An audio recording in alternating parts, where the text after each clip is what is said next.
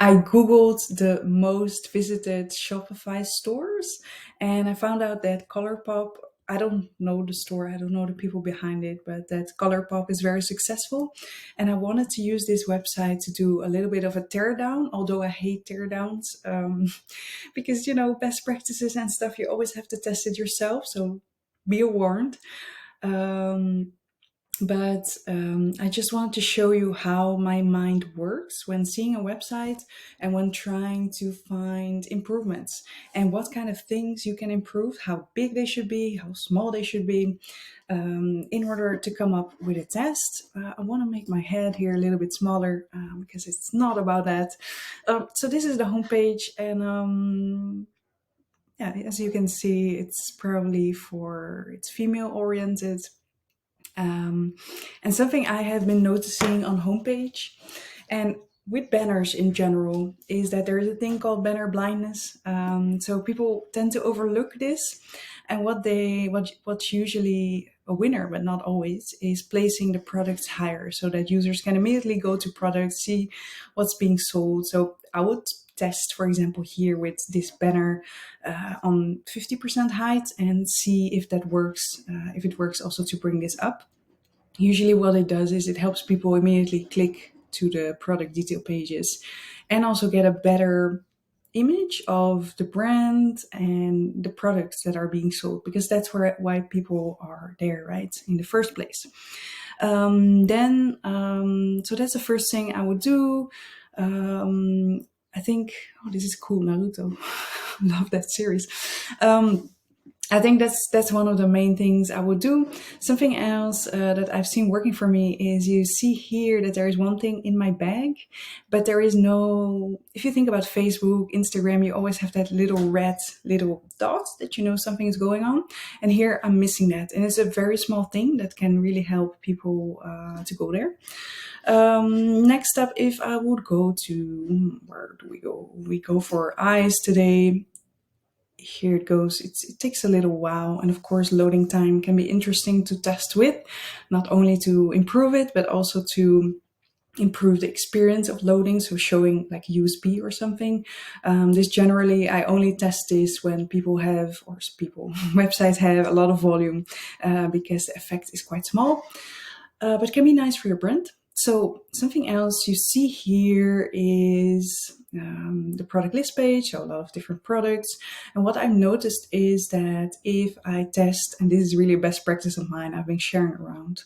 I found it on multiple e-commerce websites that on product list pages, I always remove this amount of stars, especially if they're all the same, doesn't really matter.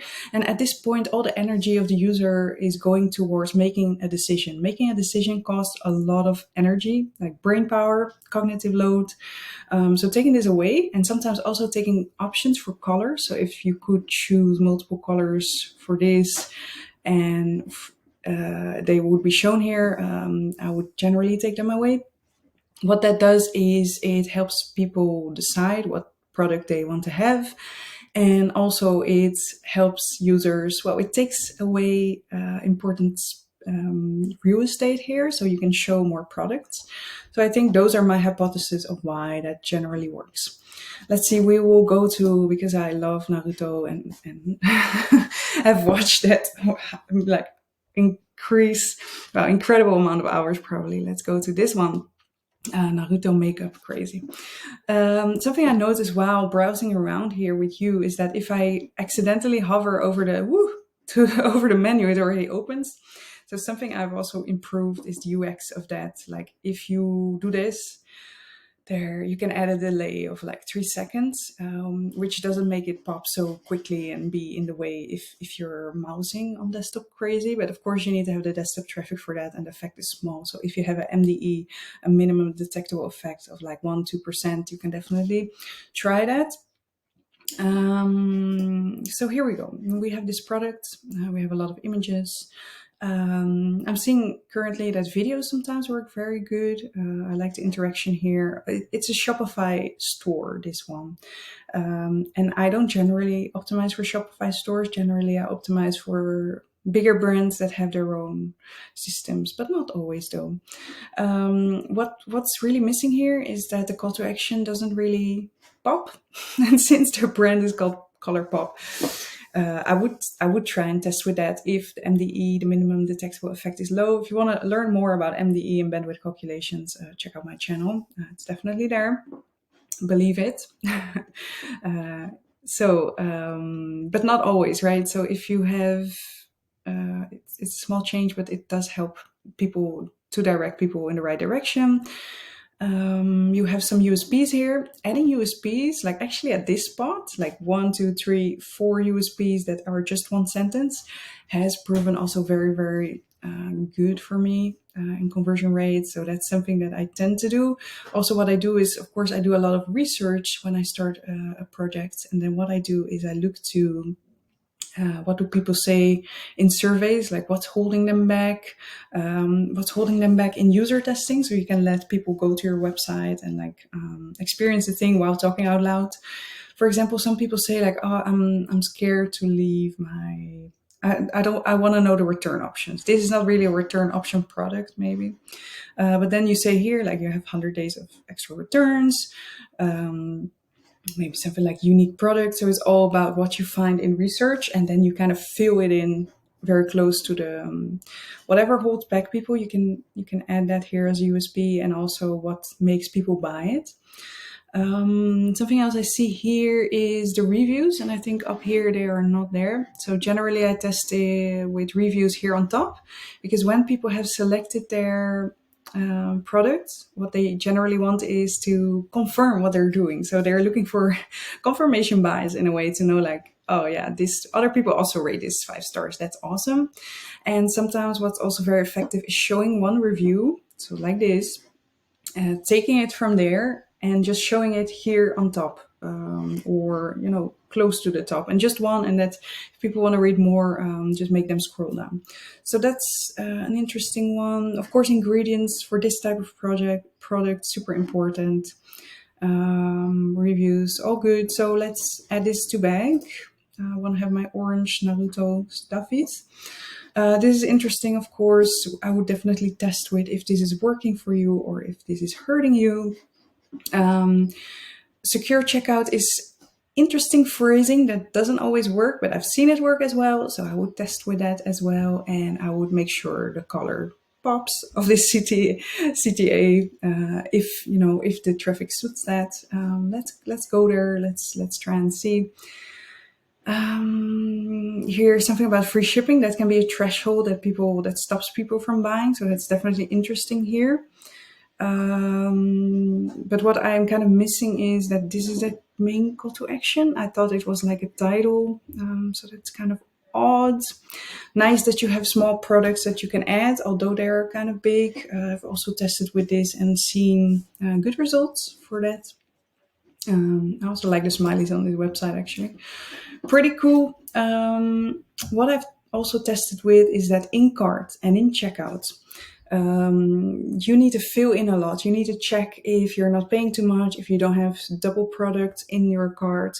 So here, this is a moment again where people tend to be very rational and they check a lot of details.